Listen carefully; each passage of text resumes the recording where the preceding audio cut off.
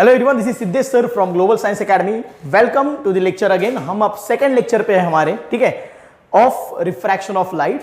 Second lecture जो हमारा आज शुरू होगा उसके अंदर हम लोग स्टडी करेंगे रिगार्डिंग रिफ्रैक्टिव इंडेक्स, उसके कुछ सम्स के बारे में, और फिर हम थोड़ा सा आगे बढ़ेंगे और इसी रिफ्रैक्टिव इंडेक्स या फिर रिफ्रैक्शन का नेचुरल फेनोमेनाज में क्या यूज होता है उसके बारे में भी देखने वाले हैं, ठीक है ना।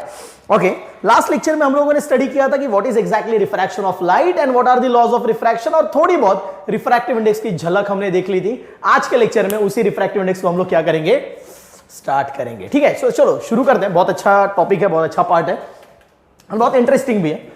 तो वापस एक बार हम उसी ग्लास लैब पे आ चुके हैं, ठीक है। एंड आपको मालूम है ये कौन है, दिस इज कौन सा रे है ये, यस, आला रे आला, इंसिडेंट रे आला है ना। सो इंसिडेंट रे आला आ रहा है ना, तो आने वाले रे को बोलेंगे incident ray, and this is angle of incidence, ये हमें पता है। So this is angle of incidence, this is angle of refraction, refraction है ना, ये हमको पता है। तो अगर मैं इसे बोलता हूं सपोज दिस, जो मीडियम से ये आ रही है light, suppose that is medium 1, क्या बोलेंगे हम उसे, मीडियम 1, और ये है suppose medium 2, so this is medium 2, correct. तो रिफ्रैक्टिव इंडेक्स जो है उसका लिखने का जो तरीका होता है स्टूडेंट्स, वो किस तरीके से होता है हमें देखना है। लेकिन एट द सेम टाइम आपने ये समझना है, whenever light travels from rarer to denser medium, तो हमेशा रेयरर मीडियम में speed of light is more. Rarer medium में लाइट की स्पीड ज्यादा होती है और डेंस मीडियम में जाने के बाद लाइट की स्पीड कम हो जाती है। तो जितना ज्यादा घना मीडियम होगा, डेंस मीडियम होगा, लाइट की स्पीड उतनी स्लो हो जाएगी। आप खुद इमेजिन कर लो ना, आप एक ऐसे रास्ते पे भाग रहे हो जहां पर कोई भी नहीं है और आप भाग रहे हो तो आपकी स्पीड ज्यादा हो जाएगी। लेकिन अगर किसी रास्ते पे बहुत सारे लोग हैं और उनके बीच में से आपको भागना है तो आपकी स्पीड क्या हो जाएगी, कम हो जाएगी। एग्जैक्टली जब रास्ता डेंस होता है, लोग ज्यादा है रास्ते पे, रास्ता आपका फ्री नहीं है, तो आपकी स्पीड थोड़ी सी स्लो डाउन हो जाती है, बिकॉज आपको थोड़ा सा अपोजिशन मिलता है, आपको रुकावटें मिलती है, ठीक है। Similarly whenever light travels from rarer medium, so rarer medium में तो वो बहुत ज्यादा स्पीड से ट्रैवल होता है, लेकिन जैसे वो कंपैरेटिवली डेंस मीडियम में चला जाता है उसकी स्पीड थोड़ी सी कम हो जाती है, और स्पीड के कम होने की वजह से थोड़ा बहुत डायरेक्शन में भी चेंज आ जाता है, ठीक है ना। उसका एक्चुअल रीजन क्या है उसके बारे में हम जानेंगे, ठीक है। सो ये पार्ट ऐसा रहेगा जिसका एक्सप्लेनेशन आपको टेक्स्ट बुक में शायद ना हो, लेकिन मैं बताने वाला हूं कि क्यों डायरेक्शन चेंज होता है, why the direction gets changed, and उसका सिंपल रीजन है डेंसिटी ऑफ मीडिया में। डेंसिटी अलग अलग है तो डायरेक्शन चेंज होती है, बिकॉज ज्यादा डेंसिटी मतलब ज्यादा मॉलिक्यूल्स उस मटेरियल में पास है, और अगर कोई रेयर है मीडियम तो मतलब मॉलिक्यूल्स थोड़े दूर दूर है ना। अगर हम बात करते हैं हवा और ग्लास की, तो ग्लास के अंदर के जो मॉलिक्यूल्स है वो पास है, वही हवा के अंदर के जो मॉलिक्यूल्स है वो दूर दूर है।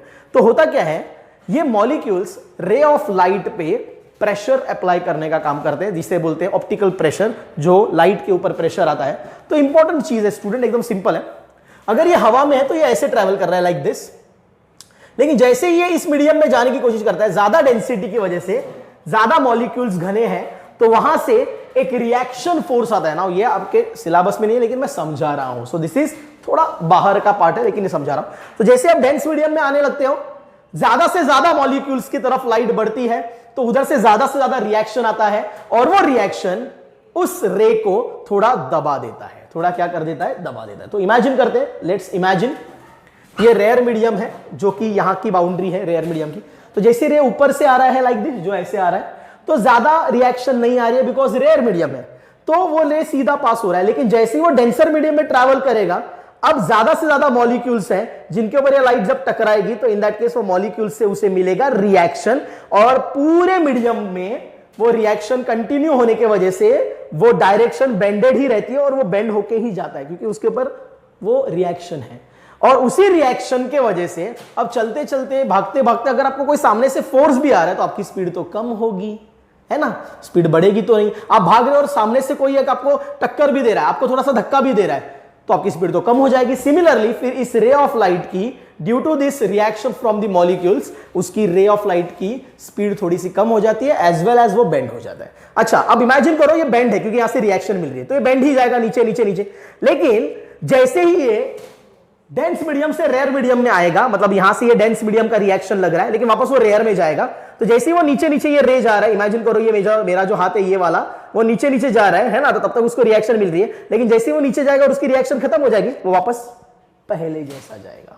सो ऐसा आया था, देन उसको यहां से रिएक्शन मिली तो ऐसा चला गया, और जैसे ये रिएक्शन खत्म हो गई तो वापस आगे चला गया। तो जैसे आया था वैसे ही चला गया, बिकॉज बीच में थोड़ी सी उसे रिएक्शन मिल गई थी। ठीक है, सो यही रीजन है, वो ऐसे आता है कि जैसे इधर मिलता है तो मॉलिक्यूल्स की रिएक्शन मिलती है, बिकॉज ये डेंस है, ज्यादा से ज्यादा रिएक्शन आएगी, थोड़ा सा बेंड हो जाएगा, और यहां से वापस वो बाहर निकलेगा तो पहले जैसा।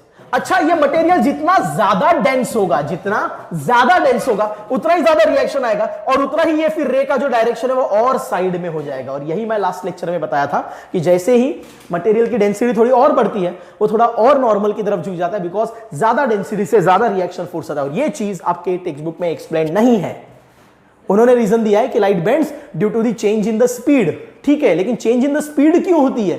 क्योंकि रिएक्शन आता है, और वो चीज आपको नहीं पता, लेकिन मैंने बता दी ताकि आपको आगे जाके फ्यूचर में फायदा हो और एडवांस कॉन्सेप्ट्स आपको पता चले। ठीक है, इसीलिए तो ये लेक्चर्स ले रहा हूं मैं, इजंट इट, है ना? ओके, सो होता क्या है, जैसे कोई बॉल अगर किसी दीवार पे टकराता है तो दीवार से रिएक्शन मिलती है और टकरा के वो बॉल वापस आता है ना, वैसे ही रिएक्शंस मॉलिक्यूल से मिलने की वजह से वो थोड़े से रे बेंड होके बढ़ता है, और जैसे वो रिएक्शन खत्म हो जाती है, वो फोर्स खत्म हो जाता है, तो वापस नॉर्मल बढ़ जाता है आगे।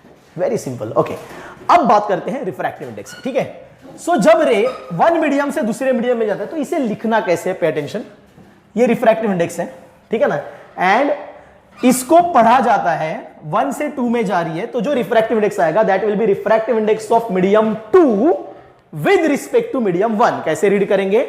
Medium 2 with respect to medium 1, मतलब जिसमें जा रहा है, जिसमें जा रहा है वो पहले बोलने का, और जिसमें से जा रहा है वो बाद में बोलने का। तो रिफ्रैक्टिव इंडेक्स ऑफ किस में जा रहा है? 2 में जा रहा है, तो refractive index of 2 with respect to 1, तो इसे लिखेंगे रिफ्रैक्टिव इंडेक्स ऑफ, आपकी टेक्स्ट बुक के मेथड के हिसाब से लिखेंगे refractive index of 2 with respect to 1। ठीक है, refractive index of 2 with respect to 1। ये हो गया रिफ्रैक्टिव इंडेक्स को लिखने का तरीका। फॉर एन एग्जांपल, अगर ये मीडियम 1 सपोज है एयर और ये मीडियम 2 सपोज है ग्लास, तो इसी को हम लिखेंगे रिफ्रैक्टिव इंडेक्स ऑफ किस में जा रहा है? ग्लास में जा रहा है, तो 2 कौन है? ग्लास है, तो इधर लिखेंगे G, और किस में से जा रहा है? एयर में से, तो इसको लिखेंगे A। तो refractive index of glass with respect to air, refractive index of 2 with respect to 1। और इसी का वेलोसिटी का फॉर्मूला है स्टूडेंट्स, जब ऐसे होता है रिफ्रैक्टिव इंडेक्स तो उसका फॉर्मूला होता है, pay attention, velocity in medium 1 divide by velocity in medium 2। Oh sir, मतलब उल्टा लिखना होता है? हाँ, जैसे आपने ये रिफ्रैक्टिव इंडेक्स लिखा है तो उसका लेटर वाले का वेलोसिटी पहले लिखने का और पहले वाले का बाद में लिखने का। ठीक है, सो इस तरीके से इसे लिखना होता है। सो इसे रीड कैसे करते हैं students? Yes, tell me again. Yes, it is refractive index of 2 with respect to 1, लेकिन वेलोसिटी लिखते हो तो 1 पहले लिखने का, 2 बाद में लिखने का। ठीक है, अच्छा, अगर मैं एयर और ग्लास के हिसाब से लिखूं तो क्या हो जाएगा? अब कहां से कहां जा रही है? एयर से ग्लास में जा रही है, तो पहले ग्लास लिखने का, यहां पर इधर लिखते हो तो पहले ग्लास लिखने का, इधर लिखते हो तो पहले ए लिखने का। लेकिन जब स्पीड की बारी आएगी तो इसका उल्टा लिखने का, एयर इधर आएगा, velocity in air divide by velocity in glass, velocity in air divide by velocity in glass. ठीक है ना? तो रिफ्रैक्टिव इंडेक्स लिखते वक्त लैटर वाला पहले लिखने का और इनिशियल वाला, इंसिडेंट वाला बाद में लिखने का, तो इंसिडेंट वाला इधर है। लेकिन वेलोसिटी लिखते वक्त इंसिडेंट वाला पहले लिखने का। ठीक है ना? वेलोसिटी कहां से आ रही है? मीडियम 1 से आ रही है, ये इंसिडेंट रे है, तो इंसिडेंट का जो मीडियम है वो पहले लिखने का, एयर, और फिर रिफ्रैक्टेड वाला जो मीडियम है उसका बाद में लिखने का, ग्लास। ये वेलोसिटी के लिए। तो ये जो फॉर्मूला है ना स्टूडेंट्स, ये आपके लिए न्यूमेरिकल्स पॉइंट ऑफ व्यू इस चैप्टर से सबसे इंपॉर्टेंट फॉर्मूला है। यकीन मानिए इससे अलग, इससे अलावा और कोई फॉर्मूला इस कॉन्सेप्ट में आपके इस चैप्टर में नहीं है। ठीक है ना? तो ये फॉर्मूला आपने याद रखना है। बस इसकी यही एक ट्रिक है कि ये कैसे लिखे और ये कैसे लिखे। तो सिंपल है, रिफ्रैक्टिव इंडेक्स के लिखते वक्त लैटर डिवाइड बाय इनिशियल, फिर लैटर वाला पहले लिखने का और पहले वाला बाद में लिखने का। लेकिन वेलोसिटी के टाइम पे जो पहला है वही पहला लिखने का, वाई जहां से आ रहा है उसका पहला वेलोसिटी लिखो ऊपर, और जहां से जहां पर जा रहा है उसका बाद में लिखो। तो वेलोसिटी के टाइम पे भाई एयर इंसिडेंट से जहां से आ रहा है वो मीडियम पहला लिखेंगे। ठीक है? तो एयर से आ रहा है तो एयर पहले लिख दिया, ग्लास में जा रहा है तो ग्लास बाद में लिख दिया। ठीक है? वैसे करना है। ठीक है? तो ये चीज आपने याद रखनी है। करेक्ट? सो ये फॉर्मूला आपने इस बार मेंशन करना है। ठीक है? सो इसको आपने अभी क्या करना है फिलहाल के लिए, नोट डाउन करना है। So just note it down, pause कर लो, नोट डाउन कर लो, और इसी फॉर्मूले के ऊपर बेस्ड हम कुछ न्यूमेरिकल्स करेंगे, ठीक है ना। पहले इसको नोट डाउन कर लो फास्ट, गो अहेड।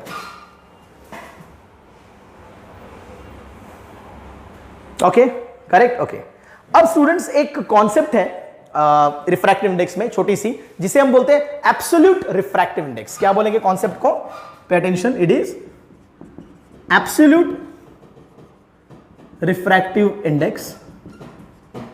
और जनरली एब्सोल्यूट वर्ड का मीनिंग होता है pure, pure refractive index. Sir ये क्या होता है सर, प्योर रिफ्रैक्टिव इंडेक्स, गलीचे रिफ्रैक्टिव इंडेक्स, ऐसा भी होता है क्या? ऐसा कुछ नहीं है, प्योर इम्प्योर ऐसा कुछ नहीं होता है। लेकिन pure refractive index of any medium कभी बोलते हैं हम जब उस मीडियम में लाइट जा रही है लेकिन वैक्यूम से जा रही है। कहां से जा रही है? वैक्यूम, या फिर एयर भी कंसीडर किया तो भी चलता है। अगर किसी भी मीडियम में एयर या वैक्यूम में से लाइट अगर जा रही है, ठीक है, तो उसे बोला जाएगा उस मीडियम का pure refractive index, that is absolute refractive index. अब इसको मैं एक्सप्लेन कर रहा हूं। सपोज ग्लास में लाइट जा रही है, ग्लास में लाइट जा रही है, लेकिन वाटर में से ग्लास में जा रही है। सो पानी में से लाइट जा रही है, फिर वो नीचे ग्लास में से पास हो रही है, तो इसमें वैक्यूम कहीं नहीं है। There is no any vacuum और air, there is a pair media, pair of media, जिसमें ग्लास है और वाटर है। तो यहां पर ग्लास का रिफ्रैक्टिव इंडेक्स जो है वो एब्सोल्यूट नहीं होगा। इसमें हम बोलेंगे refractive index of glass with respect to water, क्योंकि ग्लास में जा रहा है वाटर से। So glass with respect to water, तो ये प्योर नहीं है, क्योंकि प्योर होने के लिए पहला मीडियम जो होता है जहां से लाइट पास होती है वो एग्जैक्टली एयर या वैक्यूम होना चाहिए, ठीक है। सो अगर लाइट एयर या वैक्यूम में से ग्लास में जा रही है, ठीक है, तो जैसे कि ये एग्जांपल है, so refractive of glass with respect to air और वैक्यूम, तो ये जो रिफ्रैक्टिव इंडेक्स बनेगा ग्लास का, इसे बोलेंगे absolute refractive index of glass. Okay, अगर एयर से वाटर में जा रही है तो refractive index of water with respect to air, और ये जो है this will be called as exactly, अगर एयर से वाटर में जा रही है, मतलब एयर में से लाइट वाटर में अगर जा रही है लाइट, ठीक है ना, बेंड हो जाएगी वाटर में जाने के बाद, तो refractive of water with respect to air, लेकिन यहां पर एयर है ना, है एयर है, तो ऐसे केस में इसे बोलेंगे absolute refractive index of water. अच्छा, पानी में ही लाइट जा रही है लेकिन केरोसिन से जा रही है, तो उसे हम बोलेंगे refractive index of water with respect to kerosene, मतलब घासलेट, मतलब रॉकेल, ठीक है। लेकिन इसे हम वाटर का रिफ्रैक्टिव इंडेक्स बोलेंगे लेकिन with respect to kerosene. So refractive index of water with respect to kerosene, air नहीं है ना, तो ये प्योर या एब्सोल्यूट रिफ्रैक्टिव इंडेक्स नहीं है, ठीक है। सो इसका मतलब है अब तक आपको समझ में आ गया होगा, absolute refractive index of any medium is refractive index of that medium with respect to air और वैक्यूम, एयर या फिर वैक्यूम में से जाना चाहिए, तो ही हम बोलेंगे उसका रिफ्रैक्टिव इंडेक्स प्योर या फिर एब्सोल्यूट है। तो होपफुली आपको ये भी समझ में आ गया होगा, ठीक है ना। सो अब आपने क्या करना है, मुझे एक बात बतानी है, ये जो refractive index of water with respect to air है, इसी का फॉर्मूला अगर वेलोसिटी के टर्म्स में लेंगे तो क्या लिखेंगे? बोलो चलो फटाफट फटाफट, ऊपर वाला देख लो और बता दो। एग्जैक्टली, हवा से पानी में जा रहा है ना, तो जहां से जा रहा है उसका स्पीड, मतलब ये जो है वो पहले लिख देने का, तो ये ना इधर वाला जो होता है ना वो तुरंत इधर लिख देने का, और ये वाला जो है ना वो इधर आएगा, ठीक है ना। सो air, velocity in air divide by velocity in water, right है ना, करेक्ट, बहुत सिंपल है। सो इसे भी नोट डाउन कर लो, थोड़ा सा एक्स्ट्रा नोट से ही write down fast, go ahead, फटाफट नोट डाउन कर लो पॉज करके। ओके, सो होपफुली आपने इसे नोट डाउन कर लिया होगा, राइट। ओके, सो स्टूडेंट्स, मेरा हमेशा ऐसा मानना होता है जब भी आप किसी चीज को समझते हो, अब आपको ये चीज समझ में आ गई है, तो अगर समझ में आ गई तो उसका न्यूमेरिकल करने में आपको डिफिकल्ट नहीं महसूस होगा। काफी सारे स्टूडेंट्स एक गलती करते हैं कि सारा चैप्टर खत्म होने के बाद उसके न्यूमेरिकल्स करने जाते हैं। रादर मेरा ऐसा मानना हमेशा होता है कि एक पर्टिकुलर कॉन्सेप्ट होने के बाद तुरंत उसके आप न्यूमेरिकल करोगे तो वो कॉन्सेप्ट के वजह से न्यूमेरिकल इजी लगता है, और न्यूमेरिकल तुरंत हो गया इसलिए जो कॉन्सेप्ट है वो भी तुरंत रिवाइज हो जाती है, ठीक है ना। सो हम क्या करेंगे, यही जो फॉर्मूला है उसी के जरिए हम आपके टेक्स्ट बुक के जो सम्स है, जो अनसॉल्व्ड सम्स है जो टेक्स्ट बुक के पीछे दिए हुए हैं एक्सरसाइज में, वो मेरे पास है यहाँ पर। सो उन सम्स को अब हम एक एक करके देखेंगे। सो आपका जो सम नंबर 1 है, that is if the speed of light in a medium is 1.5 into 10 raised to 8 metre per second. What is the absolute refractive index of the medium? मतलब उस मीडियम में हवा से या फिर वैक्यूम से अगर लाइट जा रही है तो फिर उसका एब्सोल्यूट रिफ्रैक्टिव इंडेक्स क्या होगा. बहुत ही सिंपल क्वेश्चन है स्टूडेंट, दिमाग हमने जगह पे रखना है, फॉर्मूला यही लगने वाला है. So very first thing, first question, हम सबसे पहले डेटा या फिर गिवन जो है लिखेंगे. सो हमें ये पता चल गया कि वेलोसिटी इन मीडियम, मीडियम मतलब m लिखेंगे हम, it is 1.5 into 10 raise to 8 metre per second. Okay, और टू फाइंड करने के लिए क्या बोला है, absolute refractive index of medium, मतलब refractive index of medium with respect to air पूछा है उसने, है ना. ओके, अब फॉर्मूला अगर बनाना है स्टूडेंट्स तो हमको अक्ल है, वेलोसिटी एक दी है तो m n a, तो मैंने आपको जैसे कि बताया था इधर वाला ऊपर आएगा. So velocity in air divide by velocity in medium. और ये जो मैं अभी बता रहा हूं आपको, इसी तरीके से अगर आप सम्स को लिखते हो 10th स्टैंडर्ड में तो ये pattern data to find formula आपका आधा मार्क भी कोई काटेगा नहीं. ठीक है, तो फॉर्मूला तो यही है, बस अभी एयर और मीडियम के तौर पे लिया है उसे. सोल्यूशन फॉर्मूला अपने वापस एक बार लिखना होता है. So it is equal to, वापस एक बार इधर का ऊपर ही आएगा, velocity of light in air divide by velocity of light in medium. Obviously पूरा लिखना है आपने, मैं ऐसे ही लिख रहा हूं मीडियम. ठीक है ना. ओके, अब हम क्या करेंगे, वैल्यू पुटअप कर देंगे. ये हमें नहीं मालूम है, ये हमें पता करना है. हवा में या फिर वैक्यूम में लाइट का स्पीड अप्रोक्सीमेटली सेम ही होता है, जिसका वैल्यू आपको पता होना चाहिए. अगर आपको नहीं भी पता है, क्योंकि क्वेश्चन बुक में शायद वो नहीं देंगे, लेकिन आपको पता होना चाहिए that this value is fix 3 into 10 raise to 8, मतलब 3 लाख किलोमीटर पर सेकेंड की स्पीड से अप्रोक्सीमेटली लाइट ट्रैवल करता है. बहुत ज्यादा स्पीड है ये, बहुत ही ज्यादा स्पीड है ये. ठीक है, हमारे धरती के 6 चक्कर मार देगी 1 सेकेंड में. ठीक है, इतनी स्पीड है ये हवा में अगर ट्रैवल करेगी तो. 3 इंटू 10 रेज टू 8 ये हमें पता होना चाहिए. और मीडियम में तो दिया हुआ है ना value, it is 1.5 into 10 raise to 8. तो दे 10 raise to 8 cancel, 3 divide by 1.5 कोई भी बच्चा बताएगा, आंसर आएगा 2. राइट, बहुत सिंपल है ये. सो गो अहेड, जो फॉर्मूला आपको है उसके ऊपर का ये सम हमने किया है. So just pause it and note it down fast.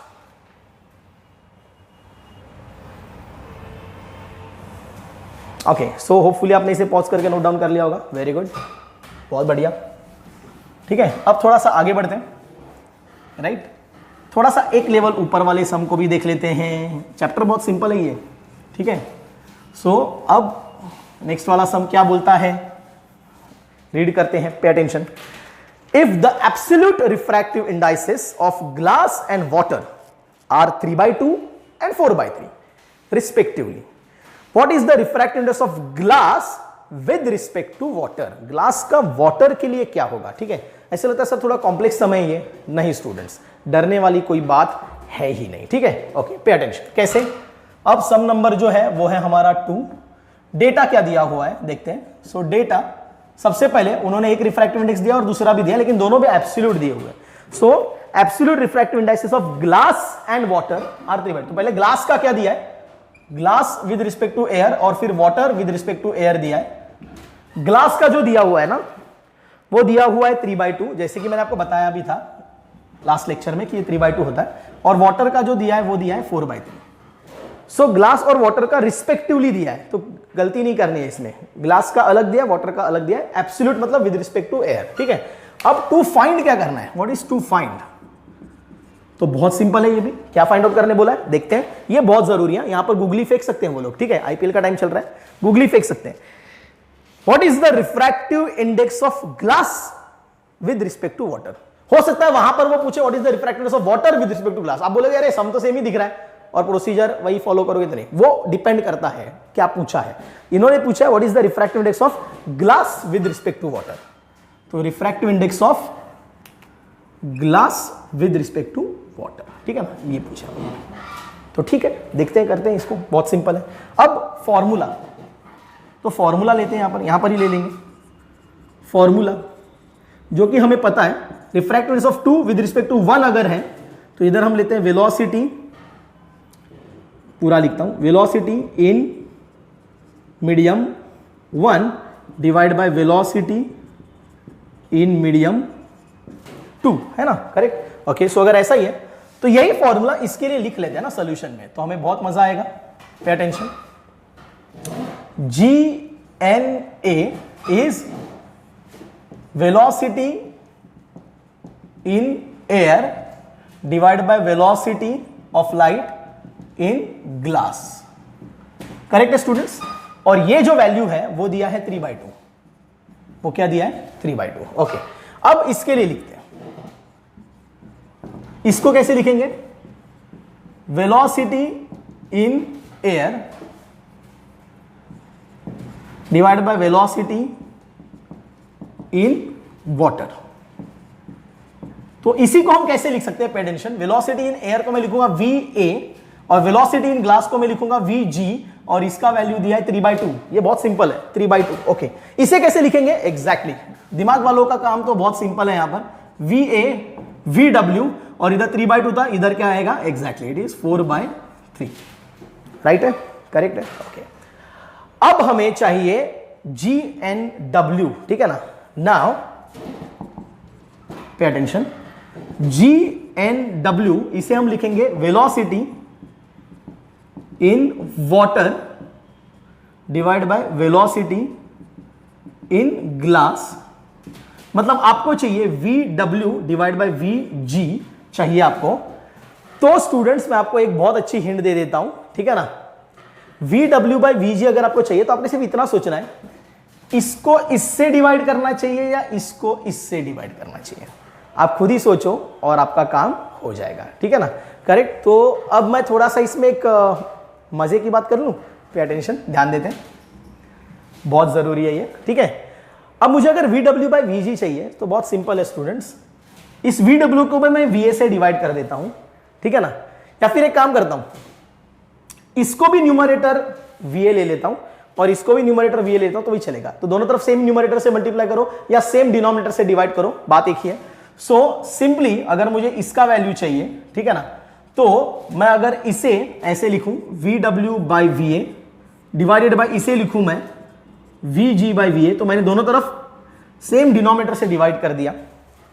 Right है? राइट, ये थोड़ा सा प्रोसीजर है, ठीक है ना? ओके, अब मैं अगर इसे चाहूं तो इसको उल्टा करूं तो ये नीचे जाएगा और इसको उल्टा करूं तो ये ऊपर भी लिख सकता हूं। ये रूल ऑफ इंडाइसेस है, ठीक है ना? Correct. So in that case इसको उल्टा करके नीचे ले लूंगा और इसको उल्टा करके ऊपर ले लूंगा, तो ये हो जाएगा VA by VG divided by VA by VW। आप गौर से देख लो, आराम से आप अपना मैथमेटिक्स लगाओ, जब आप इसे सॉल्व करोगे आपको यही मिलेगा, ठीक है? इसे सॉल्व करोगे तो क्या मिलेगा? यही मिलेगा। अब सिंपल बात है, VA बाय VG तो मालूम है ना, VA बाय VG है 3/2 divided by VA by VW, VA by VW है 4/3, ठीक है? और अब अगर ऐसा हो जाता है तो हमें मालूम है ये डिनोमिनेटर को उल्टा करके मल्टीप्लाई कर सकते हैं, तो हमारा आंसर आएगा 3/2 इंटू 4/3 ऊपर जाएगा तो हो जाएगा 3/4 and the answer will be 3 into 3 it is 9 divide by 2 into 4 it is 8 और ये हमारा फाइनल आंसर है। करेक्ट। तो थोड़ा सा मैं आपको वापस एक बार ये स्टेप बता देता हूं बिकॉज ये थोड़ा सा क्रिटिकल लगता है, लेकिन ये स्टेप सही है।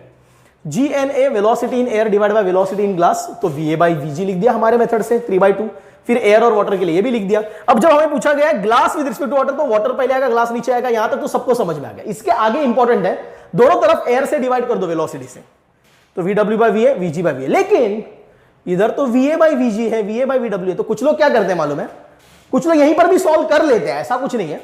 वो क्या करते हैं, अगर VA बाय VW है 4/3 तो VW बाय VA हो जाएगा 3/4 एग्जैक्टली। और फिर VG बाय VA चाहिए, तो VA बाय VG अगर 3/2 है तो VG बाय VA 2/3 हो जाएगा। करेक्ट है। और फिर इसको भी ऊपर जाके उल्टा मल्टीप्लाई कर दो तो 3/2 हो जाएगा और फिर 9/8 फिर भी आंसर आएगा। तो आप कोई भी मेथड फॉलो करो, कोई फर्क नहीं पड़ता, ठीक है ना। That is very simple. So इसे भी एक बार नोट डाउन कर लो, इंपॉर्टेंट समय एग्जाम में आने के चांसेस तगड़े हैं। Go ahead fast.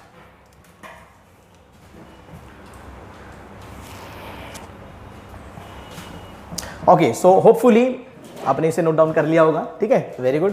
ये बहुत सिंपल है, राइट। ओके, सो ये तो हो गया। अब हम क्या करेंगे, हम ये देखेंगे कि इसी रिफ्रैक्टिव इंडेक्स का क्या यूज आता है नेचर में। लेकिन उसके पहले एक सिंपल सवाल है, ठीक है ना, अगर किसी मीडियम में लाइट ऐसे तिरछी आती है और ये नॉर्मल है तो वो ऐसे बेंड वगैरह हो जाती है, लेकिन अगर लाइन अलॉन्ग द नॉर्मल ही आ जाए, सीधा आ जाए, मतलब इस मीडियम के सरफेस को परपेंडिकुलर ही लाइट आती है, अगर ऐसे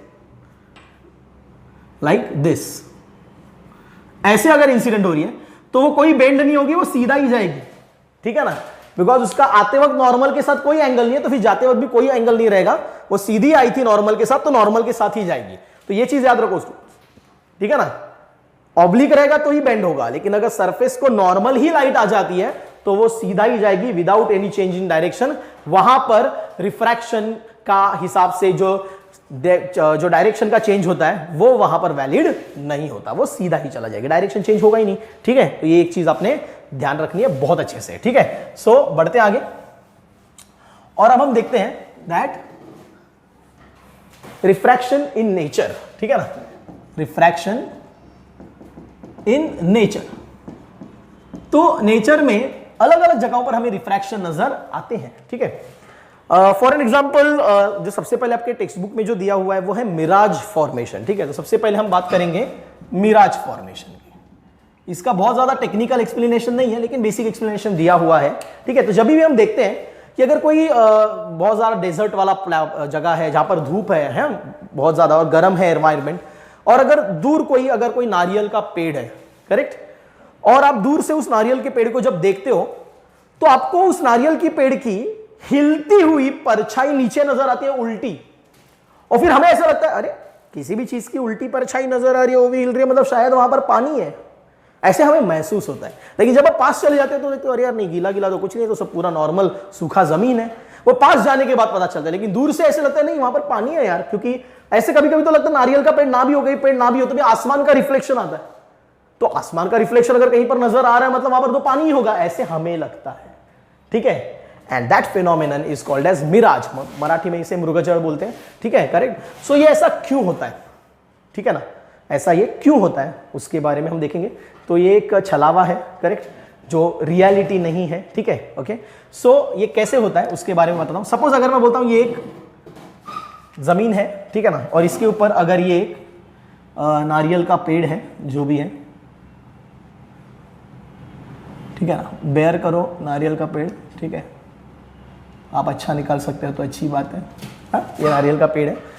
अब होता क्या है, अगर सपोज ऑब्जर्वर यहां पर खड़ा है तो ये बंदा जो है वो इस नारियल के पेड़ को देख रहा है, तो सन से मतलब सूरज अगर यहां पर कहीं पर, तो सूरज से लाइट हर जगह पे गिरती है इस नारियल के पेड़ पे, और वहां से हर जगह पे रिफ्लेक्ट होती है, हर जगह पे रिफ्लेक्ट हो जाएगी, टक्कर मार के चीजों से लाइट रिफ्लेक्ट होती है, तभी हमें नजर आती है। तो होता क्या है, ये जो एक लाइट है जो इसके ऊपर गिरी है यहां पर, वहां से ये लाइट इसकी तरफ डायरेक्ट आ जाती है, ठीक है।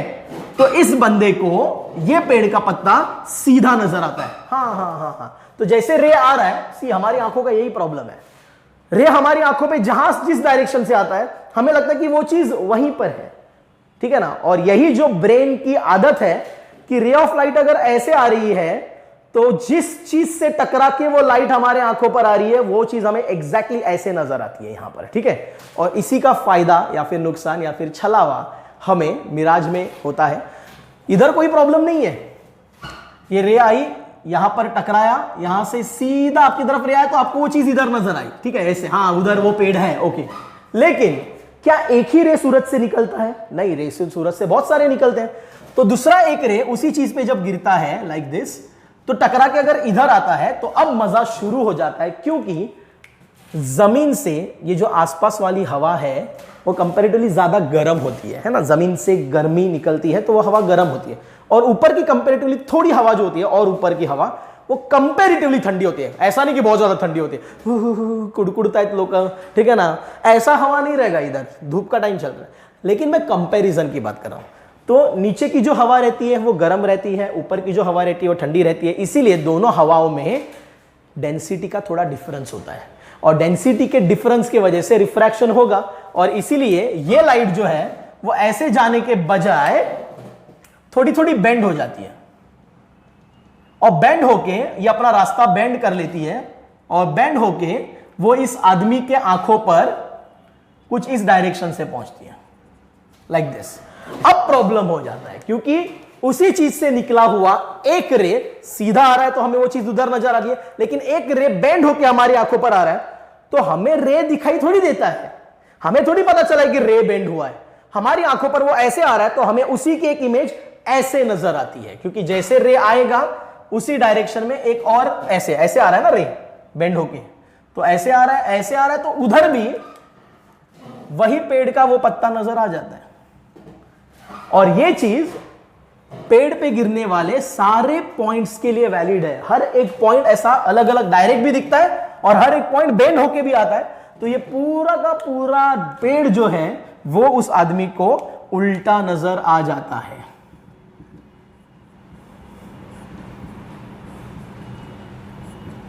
ठीक है, और ये हवा है ना, हवा तो हिलते रहती है, तो ये रे जो है वो कंपैरेटिवली ज्यादा हिल के आता है, इसीलिए ये जो इमेज है ये भी थोड़ी सी डिस्टॉर्टेड नजर आती है। ठीक है ना, करेक्ट। और ऐसा तो जनरली पानी हिलता है तब नजर आता है, इसीलिए हमें लगता है कि पानी है वहां पर, ऊपर पेड़ है नीचे पानी है, तो पानी में पेड़ की परछाई नजर आ रही है और वो हिल रहा है, ऐसे हमें महसूस होता है। So we feel like there is a water और something like that due to which the reflection of the light और the object is getting blurred. So we feel that there is a water, but actually there is no any water, because this is happening just because of the refractive index change of air का layers, अलग अलग हवा की layers का refractive index में change है, जिसकी वजह से फ्यूचर स्टडीज के अंदर इन चीजों को मैं जब एक्सप्लेन करूंगा तो और डेप्थ में एक्सप्लेन करूंगा कि ऐसे कैसे बैंड वगैरह होता है, लेकिन अभी फिलहाल की स्टडीज में दिस इज इनफ, इतना समझने काफी है कि भाई हाँ, जमीन के आसपास वाली जो हवा है that is comparatively hotter and the air above that layer will go on colder and colder and colder, due to which there is a difference in refractive index, so there will be the bending of the ray, and एक रे उसी object से सीधा आ रहा है तो वो चीज आपको सीधी नजर आ रही है, लेकिन दूसरा रे बेंड होकर आ रहा है तो वो चीज आपको ऐसे भी नजर आएगी। एक ही जगह से एक ही चीज के दो अलग अलग परछाई नजर आ रही है तो आपको लगेगा कि मिराज है भाई। एग्जैक्टली, तो मिराज इसी तरीके से चलता है, समझ में आ रहा है? ठीक है, so this is very important, right? तो होपफुली आपको ये मिराज फॉर्मेशन भी समझ में आ गया होगा। ठीक है, सो ये तो था मिराज, राइट? अब दूसरी अगर हम बात करते हैं, so that second thing is twinkle twinkle little star, twinkling of star. बचपन में हम लोग ट्विंकल ट्विंकल लिटिल स्टार बोलते थे, आज हमको मालूम पड़ गया कि स्टार्स अर्थ से क्या सन से भी बड़े होते हैं, है ना? और हम जो स्टार बना देते हैं वो ऐसे बना देते हैं, और अब पता चल गया ऐसा तो कुछ होता ही नहीं है, बिकॉज वो रे ऑफ लाइट वैसा हमारी आंखों के ऊपर वो ये करती है, तो जिसकी वजह से वो शेप हमें वैसे नजर आते हैं ऐसे ऐसे, लेकिन ऐसा होता नहीं है। सो खैर, लेकिन वो स्टार्स ट्विंकल तो करते हैं, मतलब बंद चालू होते हैं, तो एक्चुअल में स्टार का लाइट बंद चालू होता है क्या? नहीं, ऐसा नहीं होता। ठीक है, होता क्या है कि आप अर्थ पे हो, ये अर्थ है, सपोज आप यहाँ पर हो, ठीक है, आप स्टार को देख रहे हो, इतना बड़े तो हम है नहीं लेकिन बता रहा हूँ, और सपोज यहाँ पर कोई स्टार है, तो बीच में एटमॉस्फेयर है ना, बीच में एटमॉस्फेयर है, करेक्ट? ओके, तो होता क्या है कि ये रे जब आता है ऐसे, तो एटमॉस्फेयर में आने के बाद वो बेंड हो जाएगा। ठीक है, तो रे अगर सपोज ऐसे जा रहा था, ऐसे जा रहा था, लेकिन एटमॉस्फेयर में आके वो बेंड होकर आपकी आंखों की तरफ आता है। तो अब मैंने आपको बताया था प्रॉब्लम क्या है ना? आपको जिस डायरेक्शन में रे आ रहा है आपकी तरफ ऐसे, आपको उसी डायरेक्शन में सीधे यहां पर वो स्टार नजर आएगा, यहां पर, मतलब एक्चुअल स्टार का पोजीशन ये है, तो रे ऐसे आया, उसमें से लाइट ऐसे आई, लेकिन बेंड हो जाएगा ना, बाहर वैक्यूम है और यहां पर एयर है, तो वैक्यूम और एयर में भी थोड़ा सा रिफ्रैक्टिव इंडेक्स का फर्क होता है। हालांकि नॉर्मली न्यूमेरिकल्स में हम 1 ही लेते हैं, दोनों को भी, एयर को भी 1 लेते हैं, वैक्यूम को भी 1 ले लेते हैं रिफ्रैक्टिव इंडेक्स को, लेकिन थोड़ा फर्क होता ही है, जिसकी वजह से लाइट थोड़ा सा बेंड होता है, थोड़ा सा बेंड हो गया। अब मैंने अभी थोड़ी देर पहले बताया था, जिस डायरेक्शन से लाइट आएगी उसी डायरेक्शन में वो चीज नजर आएगी। तो अब ऐसे लाइट अगर आ रही है आपकी तरफ, तो आपको स्टार इधर नजर आएगा। और दूसरी चीज, एटमॉस्फेयर में जो हवा है, ठीक है, the layer of the airs, they get shifted, हमेशा हवा का जो है वो मूवमेंट होते रहता है, ठीक है ना? So layers of the atmosphere they get shifted, और उसके वजह से रिफ्रैक्टिव इंडेक्स में भी थोड़ा थोड़ा चेंज आते रहता है, जिसकी वजह से वो स्टार का पोजीशन भी थोड़ा थोड़ा हिलते रहता है, बिकॉज रे एक फिक्स नहीं आता, वो भी हिलते हिलते हिलते आता है, कभी ऐसे आएगा, कभी ऐसे आएगा, कभी ऐसे आएगा, कभी ऐसे, फिर आपको उसी स्टार का पोजीशन थोड़ा इधर थोड़ा उधर, फिर उधर से गायब हो जाता है। ऐसा लगता है अरे इधर तो था, अभी नहीं दिख रहा है, उधर गया, तो उधर तो नहीं दिख रहा है ना? तो उसी से आने वाला एक रे जो था वो कभी आपकी आंखों पर आता है, कभी बाजू में चला जाता है, फिर कुछ समय बाद वापस आपकी आंखों पे आता है, वापस बाजू में चला जाता है, बिकॉज हवा हिल रही है, तो रे का डायरेक्शन चेंज होगा आपकी आंखों की तरफ आते वक्त। तो जब आपकी आंखों पे रे आएगा उस स्टार का, तो आपको स्टार नजर आएगा। फटक से थोड़ी समय के लिए अगर वो चला जाएगा तो बंद हो जाएगा, वापस थोड़ी सी फटक से समय के बाद आपको दिखाई देगा, वापस वो स्टार आपको नजर आएगा। तो स्टार आपको नजर आएगा, नहीं आएगा, आएगा, नहीं आएगा, तो इसका मतलब आपको स्टार ट्विंकल ट्विंकल करते हुए नजर आएगा। ठीक है, मतलब वहां से लाइट आ रही थी, जब तक लाइट आई आपको दिखा, फिर हवा के हिलने की वजह से वापस थोड़ा सा उस रे का डायरेक्शन थोड़ा बाजू में चला गया, अब आपकी आंखों पर वो नहीं आ रहा है। ठीक है, इधर चला गया सपोज, तो आपको नजर नहीं आ रहा है, तो आपको लगता है अरे नजर नहीं आ रहा, लाइट नहीं आई मतलब वो नजर नहीं आएगा, तो वहां पर अब वो नहीं है कुछ समय के लिए, फ्रैक्शन ऑफ सेकंड्स। फिर वापस वो थोड़ा सा बेंड होकर वापस आपकी आंखों पर आ गया लाइट, आपको नजर आ रहा है स्टार, ओ है, वापस नहीं है, वापस है, वापस नहीं है, वापस है, नहीं है, ये नहीं है, ट्विंकल ट्विंकल ट्विंकल ट्विंकल। ठीक है, सो मतलब इस तरीके से स्टार्स का ट्विंकलिंग होते रहता है। ठीक है, सो ये एक रीजन है ट्विंकलिंग ऑफ स्टार का, राइट। ओके, ठीक है, ये दोनों को तो आप नोट डाउन कर लो फटाफट। फिर मैं बताता हूं 2 मिनट का अर्ली सनराइज और 2 मिनट का लेट सनसेट कैसे होता है। सो इसे एक बार नोट डाउन कर लो fast, go ahead. Okay, so hopefully आप लोगों ने इसे नोट डाउन कर लिया होगा, राइट। ओके, सो बढ़ते आगे एंड इसे मैं मिटा रहा हूं। ये बहुत डिटेल में मैंने समझाया है, तो थोड़ा अच्छे से इसके समझ जाओ आप। ठीक है,